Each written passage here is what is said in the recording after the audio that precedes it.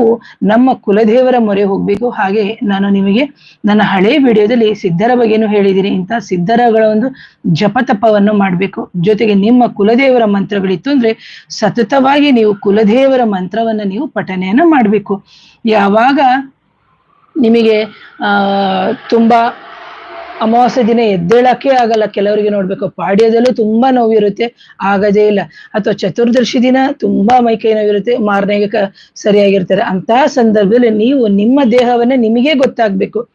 ತುಂಬಾ ಸುಸ್ತು, ತುಂಬಾ ಆಯಾಸ, ತುಂಬಾ ನಡೆದು ಸ್ವಲ್ಪ ನಡೆದ ತಕ್ಷಣ ಯಾಕೋ ಏದುಸಿರು ಬರ್ತಾ ಇದೆ, ಮಾತಾಡಕ್ ಆಗ್ತಾ ಇಲ್ಲ, ಮುಖ ಎಲ್ಲ ಕಪ್ಪಾಗ್ತಾ ಇದೆ, ಎಷ್ಟು ಅಂದ್ರೆ ಏಜ್ ರಿಲೇಟೆಡೇ ಬೇರೆ, ಅದನ್ನ ನಾವು ನೋಡ್ಕೋಬೇಕು. ವೈಜ್ಞಾನಿಕವಾಗಿನೂ ನಾವು ನೋಡ್ಕೋಬೇಕು, ಮೆಡಿಕಲಿ ಆಗಿ ನಾವು ಯಾವುದೇ ವೈದ್ಯಕೀಯ ಚಿಕಿತ್ಸೆಗಳು ನಾರ್ಮಲ್ ಆಗಿದೆ, ಯಾವುದೂ ಸಮಸ್ಯೆ ಇಲ್ಲ ಅಂತ ಹೇಳಿದಂತಹ ಸಂದರ್ಭದಲ್ಲಿ ತೇಗ್ ಬರೋದು, ಚಳಿ ಬರೋದು, ಜ್ವರ ಬರೋದು, ಸುಸ್ತು ಅಂತ ಮಲ್ಕೊಳ್ಳೋದು, ತುಂಬಾ ಕೋಪ ಬರೋದು, ಆಮೇಲೆ ಮುಖದಲ್ಲೆಲ್ಲ ವಿಚಿತ್ರ ಕಲೆಗಳು, ಮುಖದಲ್ಲೆಲ್ಲ ಪಿಂಪಲ್ಸ್, ಜೊತೆಗೆ ತಲೆಲೆಲ್ಲ ಡ್ಯಾಂಡ್ರಫು ಅಥವಾ ಹೊಟ್ಟು ತರ ಎಷ್ಟೋ ಜನಕ್ಕೆ ಬೀಳ್ತಾ ಇರುತ್ತೆ, ಜೊತೆಗೆ ಮೈಯಲ್ಲಿ ಕಜ್ಜಿಗಳು, ಸೊರಿಯಾಸಿಸ್ ತರ ಆಗುವಂಥದ್ದು, ಅಥವಾ ಕೆಟ್ಟ ಕನಸುಗಳು ಬೀಳುವಂಥದ್ದು, ಬೆಚ್ಚಿ ಬೀಳುವಂಥದ್ದು, ಅಥವಾ ಬೆಳಗಿಂದ ಸಂಜೆ ತನಕನೂ ಮಲ್ಕೊಂಡೇ ಇರಬೇಕು.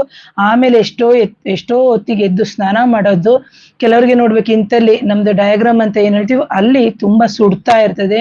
ಅದರ ಜೊತೆಗೆ ಪದೇ ಪದೇ ಮೂತ್ರ ವಿಸರ್ಜನೆ ಮಾಡೋದು, ಮಲಬದ್ಧತೆ ಆಗೋದು ಅಥವಾ ಬೇದಿ ತರ ಆಗೋದು, ಇವೆಲ್ಲವೂ ಆಗ್ತಾ ಇರುವಂತಹ ಸಂದರ್ಭದಲ್ಲಿ ವೈದ್ಯಕೀಯ ಪರೀಕ್ಷೆಗಳು ನಾರ್ಮಲ್ ಇದ್ದಂತಹ ಸಂದರ್ಭದಲ್ಲಿ ನಿಮಗೆ ಪ್ರತಿ ಬಾರಿ ಅಮಾವಾಸ್ಯೆ ಹುಣ್ಣಿಮೆಯ ಸಂದರ್ಭಗಳಲ್ಲಿ ನಿಮಗೆ ಈ ತರ ಆಗ್ತಾ ಇದ್ರೆ ನೀವು ಮಾನಸಿಕವಾಗಿನೂ ಕುಗ್ಗಿ ಹೋಗದೆ, ದೈಹಿಕವಾಗಿ ಕುಗ್ಗಿ ಹೋಗಕ್ಕೆ ಬಿಡದೆ, ನೀವು ಮಂತ್ರ ಜಪಗಳ ಒಂದು ಅನುಷ್ಠಾನದ ಮೇಲೇನೆ ನೀವು ಅಂದ್ರೆ ಆಧ್ಯಾತ್ಮಿಕ ರೀತಿಯಲ್ಲೇ ನಿಮ್ಮ ದೇಹದಲ್ಲಿ ಇರುವಂತ ಭೂತ ಅಂತಂದ್ರೆ ಕಣ್ಣಿಗೆ ಕಾಣದೇ ಇರುವಂಥದ್ದೊಂದು ಅಗೋಚರವಾಗಿರುವಂಥದ್ದು ಅಂತ ಹೇಳ್ತೀವಿ. ಸೊ ಇಂತಹ ಒಂದು ಭೂತ ಚೇಷ್ಟೆ ಅಥವಾ ಪ್ರೇತ ಬಾಧೆ ಅಥವಾ ನಕಾರಾತ್ಮಕ ಶಕ್ತಿಗಳ ಒಂದು ಬಾಧೆ ಇದ್ದಂತಹ ಸಂದರ್ಭದಲ್ಲಿ ನೀವು ಅದನ್ನ ಸಂಪೂರ್ಣವಾಗಿ ದೇಹದಿಂದನೇ ತಕ್ಕೋಬೇಕಾಗುತ್ತೆ. ನೋಡಿ, ಒಂದು ಗಂಡು ಅಂತ ಇದೆ, ಒಂದು ಗಂಡು ಒಂದು ಹೆಣ್ಣು, ಇಬ್ರು ಗಂಡ ಹೆಂಡ್ತಿರು ಮದುವೆ ಆಗಿರ್ತಾರೆ, ಒಂದು ಮಗು ಹುಟ್ಟಿರುತ್ತೆ. ಇವರಿಬ್ಬರ ಕೋಪ ತಾಪದಿಂದ ಏನಾಗುತ್ತೆ ಅಂದ್ರೆ ಈ ವ್ಯಕ್ತಿಯ ಕೋಪ ಅಲ್ಲ, ಈ ಎನರ್ಜಿಗಳು ತುಂಬಾ ಇಬ್ಬರ ಮಧ್ಯೆ ಮಿಸ್ಅಂಡರ್ಸ್ಟ್ಯಾಂಡಿಂಗ್ ಅನ್ನ ತಂದಿಟ್ಟಿರುತ್ತೆ. ಅಂತಹ ಸಂದರ್ಭದಲ್ಲಿ ಅವರ ಸಂಸಾರಗಳು ಆಗುತ್ತೆ. ಹೆಂಡತಿ ಅವ್ರ ಮನೆಗೆ ಹೊಟ್ಟೋಗೋದು, ಇಲ್ಲ ಗಂಡ ಅವನ ಮನೆಗೆ ಹೊಟ್ಟೋಗೋದು, ಇಲ್ಲ ಒಬ್ರಿಗೊಬ್ರಿಗೆ ಹೊಡೆದಾಡ್ಕೊಳ್ಳುವಂಥದ್ದು, ಒಬ್ರಿಗೊಬ್ರಿಗೆ ಜಗಳ ಆಗುವಂಥದ್ದು, ಅಥವಾ ನಾವ್ ಏನ್ ಹೇಳ್ತೀವಿ ಮ್ಯಾನ್ ಹ್ಯಾಂಡ್ಲ್ ಅಂತ ಹೇಳ್ತೀವಿ. ಈ ತರ ಎಲ್ಲ ಮಾಡಿ ತುಂಬಾ ಒಳ್ಳೆಯ ಗಂಡ ಅದವನು ಹೊಡೆದ್ ಬಿಡ್ತಾನೆ, ಅಥವಾ ತುಂಬಾ ಒಳ್ಳೆಯ ಹೆಂಡತಿ ಆದವಳು ದಿಂಬೆತ್ತಿ ಬಿಸಾಡೋದು, ಮೊಬೈಲ್, ಈ ತರ ಎಲ್ಲ ಮಾಡ್ತಾರೆ.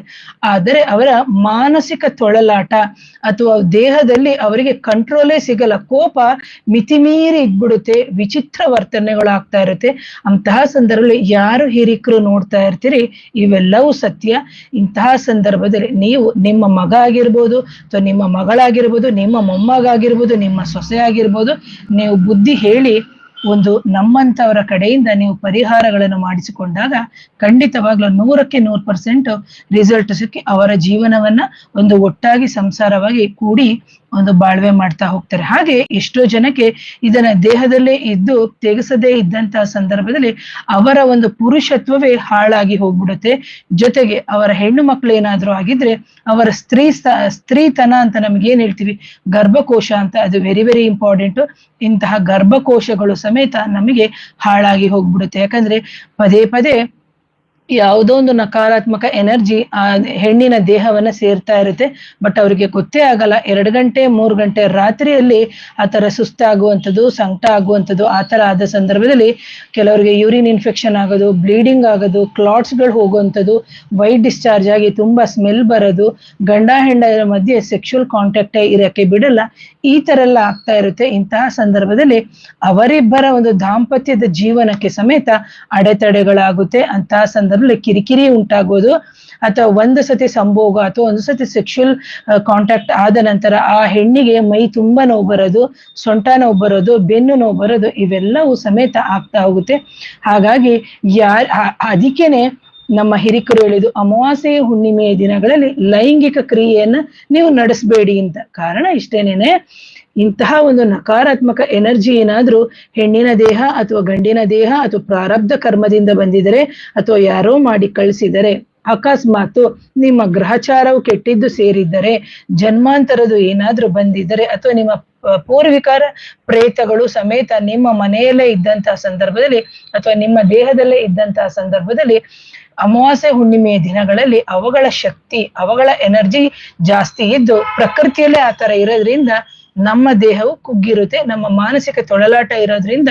ಹಾಗಾಗಿ ನಮ್ಮ ಪೂರ್ವಿಕರು ಅಮಾವಾಸ್ಯೆ ಹುಣ್ಣಿಮೆಯ ದಿನಗಳಲ್ಲಿ ಲೈಂಗಿಕ ಕ್ರಿಯೆಯನ್ನು ಬೇಡ, ಜಪ ತಪ ಅನುಷ್ಠಾನಗಳಿಗೆ, ಪೂಜೆ ಪುರಸ್ಕಾರಗಳಿಗೆ, ದೇವತಾ ಒಂದು ಆರಾಧನೆಯನ್ನ ಮಾಡಿ ಅಂತ ಹೇಳ್ಬಿಟ್ಟು ನಮಗೆ ಹೇಳಿದ್ದು. ಯಾಕೆಂದ್ರೆ ನಮ್ಮ ಅಭೋಮಂಡಲ ಅಥವಾ ನಮ್ಮ ಹೌರ ಅಂತ ಏನಿದೆ ಅದು ಅತ್ಯಂತ ಸ್ಟ್ರಾಂಗ್ ಆಗಿ ಹೋಗಕ್ಕೆ ಸ್ಟ್ರಾಂಗ್ ಆಗ್ಬೇಕು. ಅದರ ಜೊತೆಗೆ ನಮಗೆ ಆರೋಗ್ಯದ ಸಮಸ್ಯೆಯು ಬರಲ್ಲ. ಜೊತೆಗೆ ಅಂತಹ ಸಂದರ್ಭದಲ್ಲಿ ಆರೋಗ್ಯದ ಸಮಸ್ಯೆ ಬಂದ್ರು ಆಹಾರ ವಿಹಾರ ಜೊತೆಗೆ ದೈವದ ಆರಾಧನೆ ಮಂತ್ರಗಳ ಮುಖಾಂತರ ನಾವು ಪರಿಹಾರಗಳನ್ನ ಮಾಡ್ಕೊಳ್ಳೋದಕ್ಕೆ ನಮ್ಮ ಹಿರಿಕರು ಸಂಜೆ ಹೊತ್ತು ಭಜನೆ, ಮಂತ್ರಗಳನ್ನ ಪಠನೆ, ಅನುಷ್ಠಾನ, ಗಾಯತ್ರಿ, ಸಂಧ್ಯಾ ವಂದನೆ ಇವೆಲ್ಲವನ್ನು ನಮ್ಗೆ ಹೇಳ್ಕೊಟ್ಟಿರುವಂಥದ್ದು.